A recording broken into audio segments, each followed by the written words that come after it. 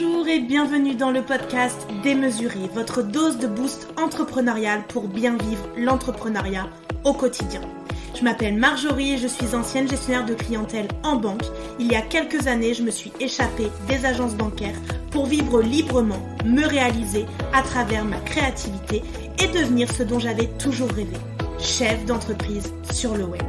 Ça a été un grand saut dans le vide, mais aujourd'hui je ne le regrette pas du tout, tellement je me sens épanouie et accomplie. Aujourd'hui, j'accompagne les femmes entrepreneurs à passer à l'action pour communiquer de façon stratégique et authentique pour vivre sereinement de leur business avec efficacité. Grâce à mon profil atypique, mi-stratégique, mi-énergétique, avec mon programme signature Manifesting Magic, j'offre à mes clientes une aide et un soutien à 360 degrés dans leur aventure entrepreneuriale digitale. Dans ce podcast, vous ne trouverez pas de conseils magiques ou de solutions miracles, mais un vrai partage d'expériences et de connaissances sans tabou ni faux semblants. Chaque semaine, je vous parle de business, de stratégie, de marketing, mais aussi de mindset, de développement personnel, d'intuition, de créativité et de spiritualité. Alors installez-vous confortablement et bonne écoute de l'épisode du jour. Bienvenue à toi dans cet épisode de podcast aujourd'hui où j'avais envie de faire un complément par rapport à l'épisode numéro 9. Si tu ne l'as pas écouté, je t'invite à aller l'écouter, il est sorti la semaine dernière. Puisqu'en fait, il y a quelque chose de très important dans le quotidien d'une entrepreneur qui va être impactante et inspirante, ça va être son mindset, son état d'esprit. Et donc aujourd'hui, j'ai envie de te partager comment cultiver le mindset de leader en 3 étapes clés. Donc je t'invite à t'installer confortablement et c'est parti. Avoir un mindset de leader, ça va nous permettre vraiment de pouvoir nous distinguer, de faire prospérer notre entreprise. Mais c'est quoi un mindset de leader ? C'est en fait un ensemble de convictions, d'attitudes qui, une fois qu'ils sont intégrés en nous, ils vont nous permettre de diriger avec confiance et efficacité notre quotidien, notre entreprise. Alors justement, vous vous demandez peut-être comment est-ce qu'on peut cultiver ce mindset ? C'est ce qu'on va voir aujourd'hui en 3 étapes clés. La première étape, c'est l'autoconviction, de devenir sa propre supportrice. L'autoconviction, c'est vraiment une composante qui va être essentielle au mindset de la leader parce que il va s'agir là de croire en nous, de croire en nos compétences, en notre projet d'entreprise. Donc, les doutes et l'insécurité peuvent être les plus grands obstacles à surmonter en tant qu'entrepreneur dans ce domaine-là. Pourtant, le succès, il commence par la conviction que l'on peut réussir. Donc, ça vient vraiment nous chercher sur ce que l'on croit de nous, nos croyances vis-à-vis de nous, notre confiance en nous. Et ça, je vous en ai parlé dans l'épisode 9. Mais c'est vraiment important de venir travailler le fait qu'on croit en nous, que les choses peuvent être belles, peuvent bien se passer, peuvent aller vers le succès. Et donc, ça commence par la conviction que vous pouvez réussir. Vous pouvez développer votre autoconviction par différents moyens. Le premier, ça va être la visualisation, donc de visualiser votre réussite. Qu'est-ce que cela signifie pour vous ? Comment vous vous sentez par rapport à ça ? Parce que la visualisation, elle va vraiment vous aider à renforcer votre conviction en votre succès. Ensuite, il y a les affirmations positives dont je vous ai déjà parlé. Commencez chaque journée par des affirmations qui vont venir renforcer cette confiance en vous. Comme je suis capable, je suis résiliente, je réussis tout ce que j'entreprends. Vous allez venir vraiment ancrer des choses importantes qui vont venir déployer votre plein potentiel. Et enfin, je vous invite aussi à vous fixer des objectifs réalisables. Vous allez venir définir des objectifs clairs, atteignables. Ne visez pas trop non plus, ce qui pourrait avoir l'effet inverse et être décourageant pour vous, pour votre entreprise. Et donc, chaque objectif qui sera atteint renforcera votre confiance en vous et votre capacité à réussir si vous venez agrémenter ça par de la gratitude, de la célébration de qui vous êtes et de tout ce que vous êtes capable de faire dans votre quotidien. En 2023, j'ai eu les 6 premiers mois de l'année qui ont vraiment été un épisode difficile pour moi, où il y a eu 6 mois de peur, de doute, de remise en question, de quête aussi de sens dans ce que j'avais envie de pratiquer, de faire, d'apporter, mais aussi pour moi, qui est-ce que j'étais, qu'est-ce que j'avais à apporter, qu'est-ce que je devais faire. Et donc, ça m'a amené à faire des tests, à essuyer des échecs, à accepter de lâcher prise, à accepter aussi de lâcher certaines idées, certains projets pour pouvoir avancer. Et aujourd'hui, je ne fais que me remercier et me célébrer parce que je viens de vivre un mois de juin et juillet incroyable, plein de rencontres, plein de nouvelles clientes, un business qui redémarre de plein fouet pour cet été de rayonnement. Et aujourd'hui, en fait, je ne vois là-dedans que des enseignements et que des expériences. Et c'est important, en fait, d'apprendre des périodes qui sont plus difficiles et de ne pas les voir comme des échecs, mais des apprentissages, parce que ça permet de pouvoir se retrouver. Et je me suis retrouvée en tant que femme, en tant que personne, en tant qu'humaine, mais aussi de réanimer notre flamme, de réanimer nos envies, nos motivations, notre créativité, de reconnecter à son pourquoi je fais les choses, pourquoi j'amène les choses aux autres, pourquoi je partage ce que je partage, pourquoi je fais ce que je fais. Il faut que les choses aient du sens, et cette quête de sens est hyper importante quand on est entrepreneur. J'ai fait la paix aussi avec ma petite fille intérieure, avec des personnes de mon entourage, et donc ça va me permettre aussi là maintenant d'avancer main dans la main ensemble avec ma petite fille intérieure qui était quelqu'un de très dynamique, de très solaire, de pétillante, d'intuitive, de créative. Et donc ça va me permettre aujourd'hui de pouvoir aussi faire des choix. Et aujourd'hui j'ai fait des choix, j'ai pris des décisions pour moi, pour mon bien-être, et ces décisions-là, elles sont importantes, et que tant qu'on reste dans la zone de non-choix, il y a une période de latence, il y a une période qui est un peu inconfortable, et du coup ce qu'on doit faire, c'est prendre des décisions, faire des choix, mais en pensant d'abord à nous, aux avantages et aux bénéfices pour nous en tant que personne. La deuxième étape par rapport à cette culture du mindset de la leader, c'est la résilience. Comment est-ce qu'on peut apprendre finalement à échouer pour mieux réussir? Et c'est ce que j'ai expérimenté en 2023. En tant qu'entrepreneur, on rencontre inévitablement des obstacles et des échecs. Et donc le mindset de la leader implique de voir ces moments non pas comme des échecs définitifs, mais comme des occasions du coup d'apprendre, mais aussi de grandir. Et donc c'est ce qu'on va appeler la résilience. Et pour développer cette résilience, vous devez adopter une perspective à long terme, donc avoir une vision.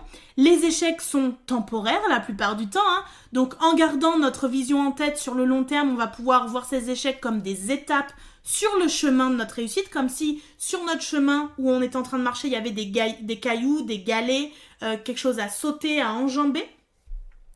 On va vous demander aussi forcément de rechercher des feedbacks, donc d'aller chercher des retours, même négatifs, qui vont être des occasions d'apprentissage. N'ayez pas peur d'aller demander des retours et utilisez-les pour vous améliorer. Moi, j'ai eu un feedback d'une cliente à la fin de la première cohorte de Manifesting Magic qui est venue un petit peu me challenger.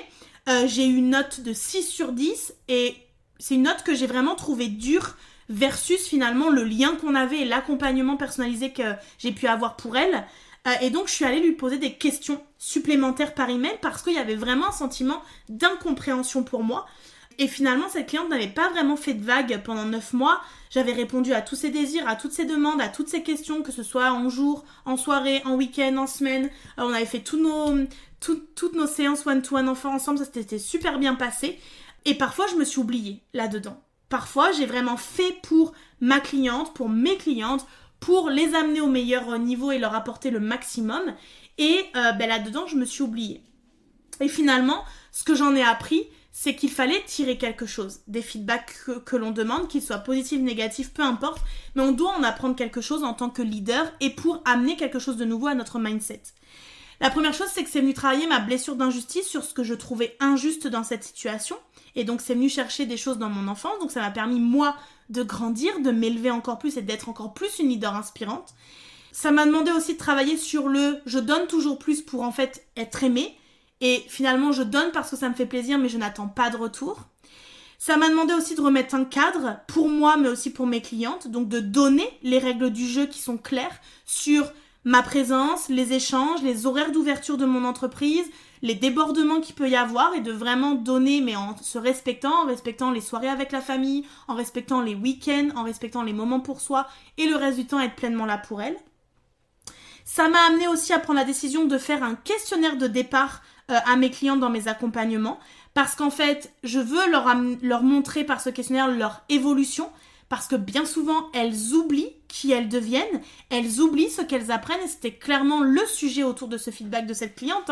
Elle a complètement oublié qui elle était il y a un an, qu'est-ce qu'elle était aujourd'hui et qu'est-ce qu'elle savait faire aujourd'hui. Et ça m'a aussi demandé d'être à l'écoute, mais vraiment, des besoins, des partages de mes clientes, de prendre des notes de nos échanges, d'être vraiment dans le partage de tout ce qu'on pouvait se donner et s'apporter. Parce qu'en fait, une des clés aussi pour être dans cette résilience et d'apprendre à être dans cette résilience, c'est d'aller développer un réseau de soutien. Si j'avais pas eu dans cette période de 6 mois là, de début 2023, une coach business, une énergéticienne, une numérologue, une astrologue, en fait, j'aurais peut-être pas vécu cette période de la même manière. Ce réseau-là est venu en fait me tirer du fait de vivre ce parcours de manière solitaire, de ne pas réussir à demander de l'aide et de ne pas le faire parce que je pensais pouvoir tout gérer toute seule. Alors que là, j'ai pu compter sur des personnes qui sont aimantes, qui sont bienveillantes, qui sont transparentes aussi et qui ont pu me dire les choses vraiment de manière très claire et donc moi de pouvoir évoluer, m'améliorer, etc.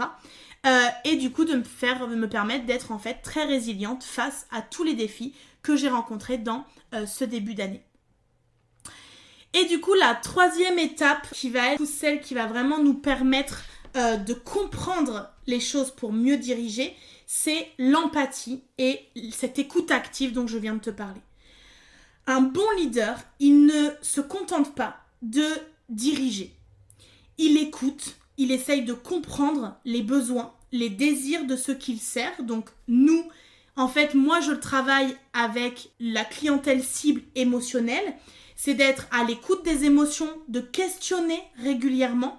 Et donc, ça demande d'être à l'écoute aussi de ceux qui travaillent avec nous, de ceux qui sont nos collaborateurs, nos collègues, nos concurrents, etc., etc. Et donc, dans le contexte de l'entrepreneuriat, ça signifie de comprendre nos clients, de comprendre notre équipe, de comprendre nos partenaires. Et donc, pour développer cette empathie et cette écoute active, vous pouvez utiliser la communication non violente, la CNV. C'est une méthode de communication qui va vraiment favoriser l'écoute active, l'empathie, en encourageant finalement une compréhension profonde des besoins de la personne qui est en face de nous, des émotions et des sentiments des autres. Et donc, ça permet aussi d'exprimer selon ce qu'on ressent, selon ce qu'on perçoit. Et dans ce système de communication, on va éviter le tu qui tue, c'est-à-dire de dire tu fais ci, tu fais ça, tu es comme ci, tu es comme ça, etc. Mais de vraiment dire moi, ce que je vois, ce que je perçois, ce que je ressens, c'est X. Et de pouvoir du coup ouvrir un dialogue et une discussion autour de ces perceptions, de ces émotions-là qui sont très importants au milieu d'une discussion. Et vous pouvez aussi prendre le temps de comprendre les retours de vos clients. On en a parlé un petit peu, mais le fait d'aller poser des questions de suivi, de vraiment chercher à comprendre les retours qu'on reçoit, ça nous amène vraiment à initier un système très bien rodé qui est l'écoute. Donc j'écoute ce que la personne est en train de me dire. Ensuite, je me pose et j'analyse. Donc, j'analyse les retours, ce que ça veut dire, ce qui pourrait être finalement la situation. Ce qui amène ensuite au questionnement. Qu'est-ce qui est bon, qu'est-ce qui n'est pas bon, qu'est-ce qui est à faire évoluer, qu'est-ce qui n'est plus palpable, réalisable, qu'est-ce que je dois modifier dans mon quotidien, qu'est-ce qui n'est plus OK pour moi. Pour ensuite passer à la dernière étape qui est l'action. Et de pouvoir du coup être dans la modification, l'élaboration de nouvelles techniques, nouvelles stratégies, pour pouvoir être au mieux avec soi-même. Donc là, vraiment, le mindset de la leader, ce que je veux vous expliquer aujourd'hui, c'est que ce n'est pas quelque chose d'inné, ça se cultive au quotidien, on le développe avec le temps et donc c'est une répétition constante d'exercices, donc les mantras, la méditation, la visualisation, etc., qui va nous permettre du coup de travailler sur notre autoconviction, qui est une des grandes bases du mindset de l'entrepreneur, notre résilience et du coup notre capacité à faire preuve d'écoute et d'empathie. Et grâce à tout ça, vous pourrez devenir la leader que vous aspirez à être. Donc n'hésitez pas bien sûr à mettre en pratique ces conseils, à les partager aussi à d'autres entrepreneurs, à partager vos expériences, à partager vos questions à vos collègues, à votre communauté, parce que c'est très important pour venir comprendre le process et à être vraiment dans ce schéma de j'écoute, j'analyse, je questionne et ensuite je passe à l'action puisque dans le process de manifestation, il n'y a pas de résultat et de succès sans passage à l'action. Merci d'avoir écouté cet épisode. Si cet épisode vous a plu, n'hésitez pas à le partager autour de vous et laissez-moi un commentaire et 5 étoiles. Ça me motivera à vous préparer plein d'autres épisodes inspirants. Et d'ailleurs, on se dit à la semaine prochaine pour le prochain épisode.